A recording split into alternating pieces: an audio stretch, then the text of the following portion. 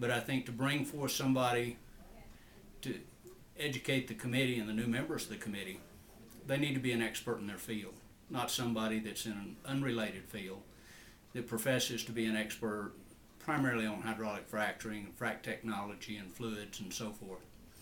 And I'll talk to the chairman about that. Hopefully, if he wants to do that in the future, we'll rely on experts to do that. Mm-hmm. Although after you left, the gentleman you're asking about, Dr. Sorvig, said he admitted he was not an expert in that field. Then why is he coming forward to enlighten the committee with regard to these issues if he's not an expert?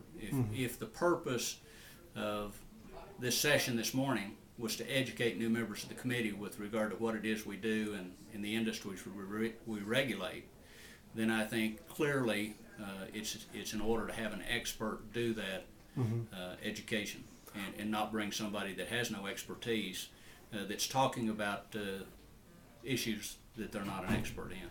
All the Republicans left at the same time. Was that predetermined? No. And Chairman Egoff afterwards said, I talked to him, and he called you guys leaving pathetic and rude. Any reaction to that? Well, I guess I'm disappointed that if we're going to skew information with regard to presentations, then let's call it what it is. It's propaganda.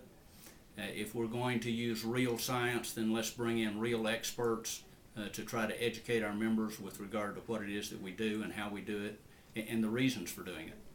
Last question for you.